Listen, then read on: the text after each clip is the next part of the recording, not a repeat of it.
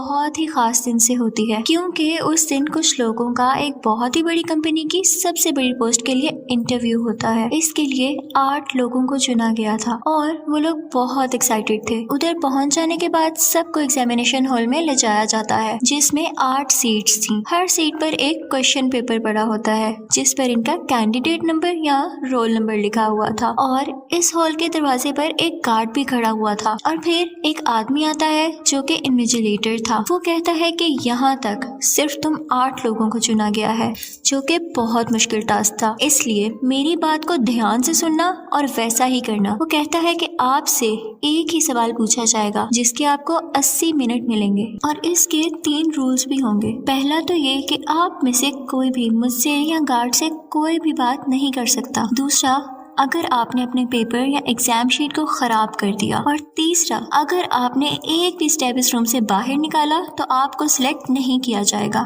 फिर वो उन सबसे पूछता है, सो एनी क्वेश्चंस? और सब खामोश रहते हैं। ये कहने के बाद वो वहाँ से चला जाता है। जब सबकी नजर अपने अपने क्वेश्चन पेपर पर पड़ती है तो वो तो खाली होता है, उस पर कुछ भी नहीं लिखा होता। अब उनको कुछ समझ नहीं आ रही थी कि इसी दौरान एक लड़की उस पर लिखती है कि मुझे यकीन है कि मैं इस जॉब को डिजर्व करती हूँ। लेकिन गार्ड उसके पास आता है और उसे बाहर निकाल देता है, क्योंकि उसने अपना पेपर खराब जो कर दिया था। वो सब काफी परेशान हो जाते हैं कि तभी उनमें से एक लड़का कहता है कि अगर हम गार्ड या इन्विजिलेटर से बात नहीं कर सकते तो हम एक दूसरे से तो बात कर सकते हैं ना। और एक दूसरे से बात करने पर इन्हें कोई बाहर भी नहीं निकालता तो वो रिलैक्स हो जाते हैं। वो समझ जाते हैं कि इस इंटरव्यू में जवाब नहीं, सवाल ढूंढना है। और फिर उनमें से एक आदमी कहता है, हम मिलकर ही ये सवाल ढूंढ सकेंगे। सब अपने अपने अंदाजे लगाते हैं कि हो सकता है ये हमारा टीम वर्क या इंटेलिजेंस देखना चाहते हो और इसीलिए इन्होंने जानकर क्वेश्चन पेपर खाली दिया है।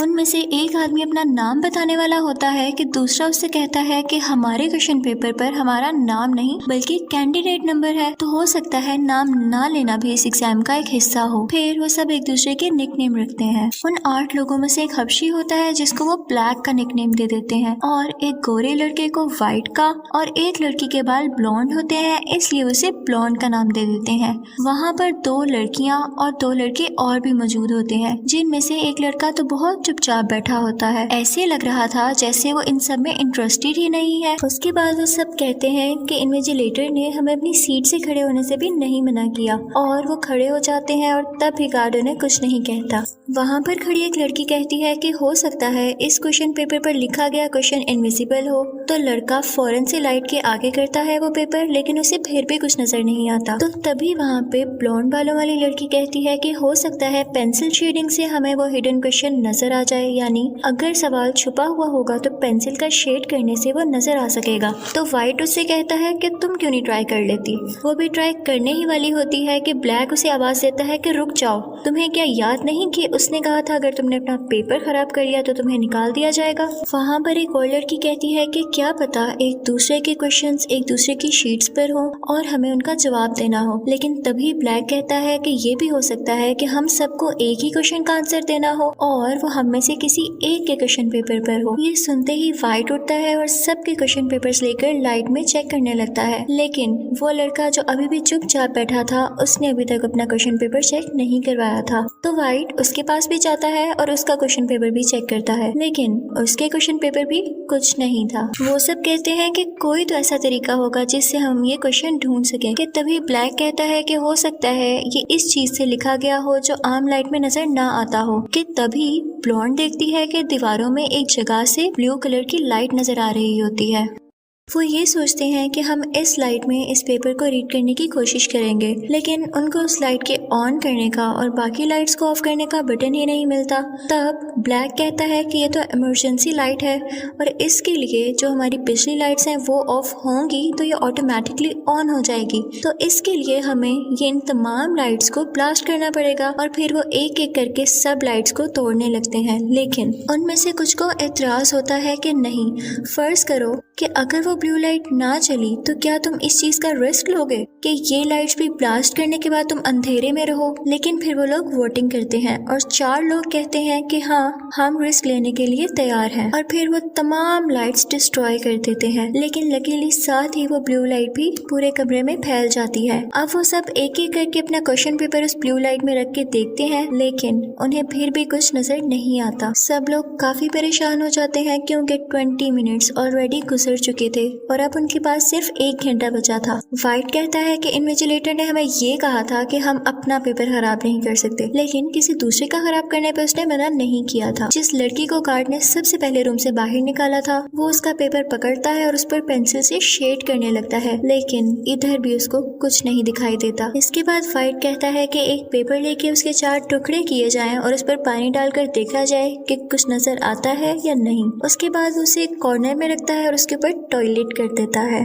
सब उसकी इस हरकत से काफी परेशान होते हैं और उसे बुरा भला कहते हैं, और कोने में बैठा वही आदमी जो अभी तक खामोश था वो रोने लगता है और फ्रेंच में कुछ बोलने लगता है। तो एक लड़की बताती है कि ये कह रहा है इससे तुम्हारी अपनी असलियत जाहिर होती है। उसके बाद उनमें से एक लड़का कहता है कि हो सकता है कि एग्जाम ना हो और कोई गेम हो, और उसे अपने सामने एक बहुत बड़ा ब्लैक ग्लास नजर आता है, यानी काला शीशा। वो कहता है कि हो सकता है इन्विजिलेटर बाकी लोगों के साथ मिलकर हमारा ये तमाशा देखकर हमारा मजाक उड़ा रहा हो।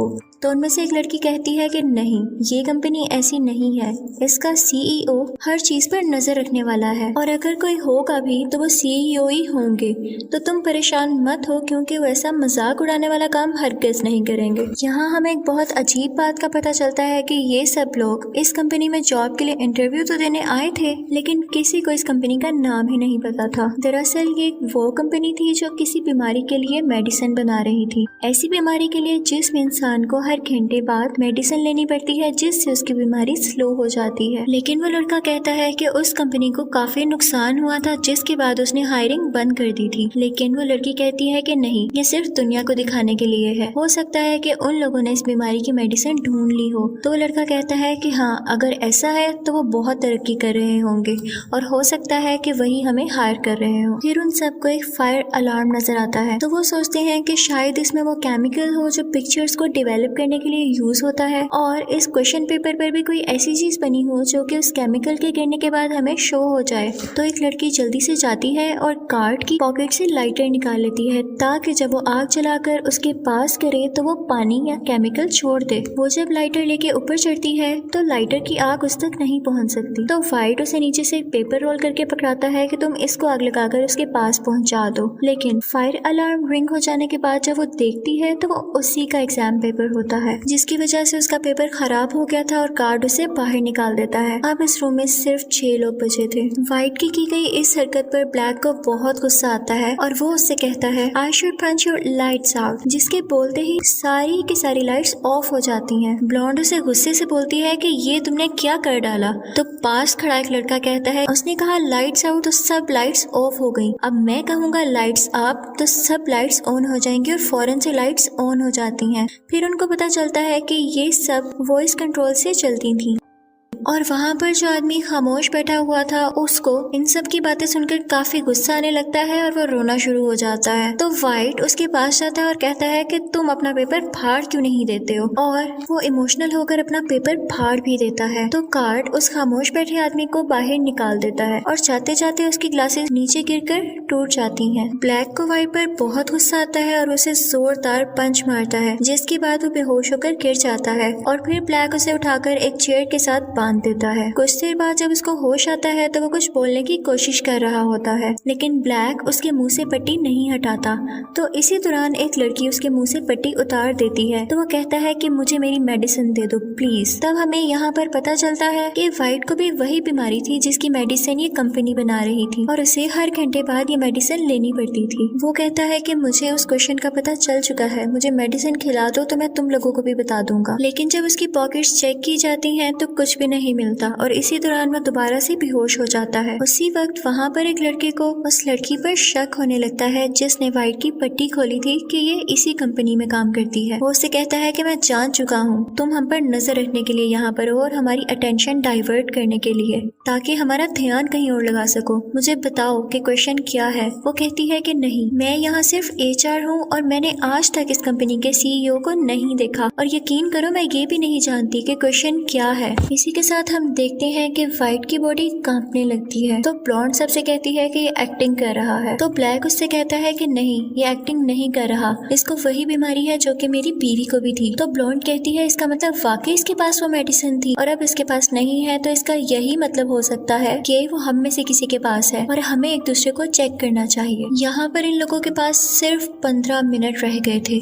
एक दूसरे की तलाशी लेना शुरू करते हैं, लेकिन किसी को भी वो मेडिसिन नहीं मिलती। तो एक लड़की उस लड़के के पास जाती है जिसने उसे कहा था कि मुझे तुम पर शक है। वो उसे पूछती है कि तुमने अपनी बबल खाकर कहाँ रखी, और फिर जब वो देखती है तो उसकी बबल में वही पिल होती है। वो जाकर व्हाइट को खिला देती है, लेकिन वो लड़का जिसकी बबल गम से पिल निकली थी उसके हाथ पर जोर से मारता है, जिसकी वजह से वो पिल वापस से ड्रेनेज में गिर जाती है। वहाँ पर किसी का हाथ नहीं जा रहा था। तो वो लड़की कैमरा में जाकर कहती है कि इन्विजिलेटर तुम्हें दिख नहीं रहा कि ये मर रहा है। तो गार्ड आता है और उसे उठाकर वहाँ से बाहर निकाल देता है क्योंकि उसने रूल तोड़ा था। उसके बाद ब्लॉन्ड अपनी पेन से वो पिल बाहर निकालती है और व्हाइट को खिला देती है। अब यहाँ पर सिर्फ यही 4 लोग बचे थे। तो सब व्हाइट से पूछते हैं कि अब हमने तुम्हें तुम्हारी पिल खिला दी तो तुम भी हमें हमारा क्वेश्चन बता दो। तो वो कहता है कि इस क्वेश्चन में ही इसका आंसर छुपा है और जो यहाँ पर सबसे आखिर में बचेगा वही इस क्वेश्चन का आंसर है। ये कहते ही वो गार्ड के पास भागता है क्योंकि उसके पास गन थी, लेकिन उससे पहले ब्लैक जाकर फौरन से वो गन ले लेता है और व्हाइट पर गन पॉइंट कर देता है। व्हाइट उससे कहता है कि अच्छा तुम मुझ पे गन चलाना चाहते हो तो चलो चलाओ। ब्लैक जैसे ही उस पर शूट करता है तो गन नहीं चलती। व्हाइट फौरन से उसे गन ले लेता है और जब वो शूट करता है तो उससे भी गन नहीं चलती। फिर उन्हें पता चलता है कि गन पे तो फिंगरप्रिंट गार्ड का ही लगा हुआ था। तो वो गार्ड के पास जाते हैं और उसे एक्टिवेट करते हैं, लेकिन व्हाइट वो गन उस लड़के पर पॉइंट करता है जो ब्लैक और उसके अलावा बच चुका था और वो डर कर उस कमरे से बाहर चला जाता है। अब सिर्फ 3 लोग बचे थे, ब्लॉन्ड, ब्लैक और व्हाइट। इसके साथ ही वो ब्लैक को कहता है कि अब तुम्हारी बारी है कमरे से बाहर जाने की। तो ब्लैक कहता है कि मैं क्यों जाऊंगा। तो ब्लॉन्ड आकर कहती है कि ठीक है मैं चली जाती हूँ। इसी के साथ वो जैसे ही डोर के पास पहुँचती है वो बोलती है लाइट्स आउट और इसी के साथ सब लाइट्स ऑफ हो जाती है और वो वहाँ पर छुप जाती है और व्हाइट बिना देखे इधर उधर शूट करने लगता है। जब वो कहता है लाइट्स ऑन तो देखता है कि ब्लैक वहाँ पर गिरा पड़ा है और उसकी चेस्ट पर एक फायर लग चुका है। अब उसकी आंखें भी बंद हो चुकी थी और जब वो देखता है तो ब्लॉन्ड का पाँव अभी भी उस कमरे के अंदर होता है और वो सारी की सारी खुद बाहर होती है। वो समझता है कि मैंने ब्लॉन्ड को भी बाहर निकाल दिया तो अब मैं ही अकेला इस कमरे में बचा हूँ। तो वो कैमरा में जाता है और कहता है कि देखो तुम्हें तुम्हारा जवाब मिल गया,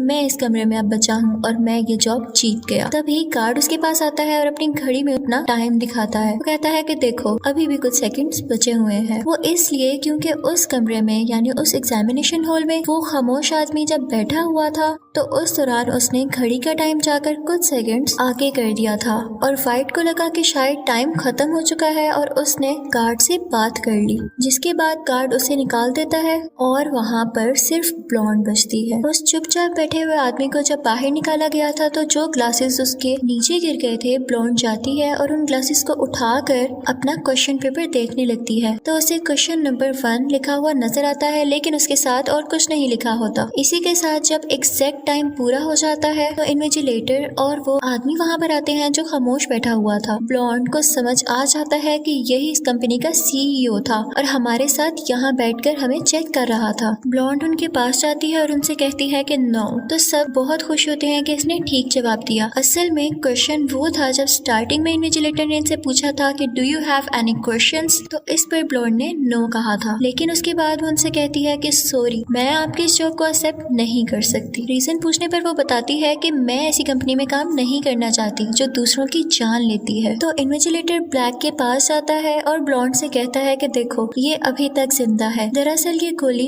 किसी को मारने के लिए हरगिज़ नहीं बनाई गई। इसके अंदर एक ऐसा कैप्सूल है जो बॉडी में जाते ही जख्म को फौरन से हील कर देता है। ना सिर्फ ये उस बीमारी को ठीक करेगा बल्कि इसके साथ साथ जिस्म में मौजूद बहुत सारी बीमारियों को ठीक कर देगा, जिसको बनाने में पूरी दुनिया लगी हुई है। ये हम बना चुके हैं और इसके लिए तुम्हें हायर कर रहे हैं। जिसको सुनकर ब्लॉन्ड काफी खुश हो जाती है और इस चीज को एक्सेप्ट कर लेती है और इसी के साथ ही मूवी खत्म हो जाती है। Thank you so much for watching.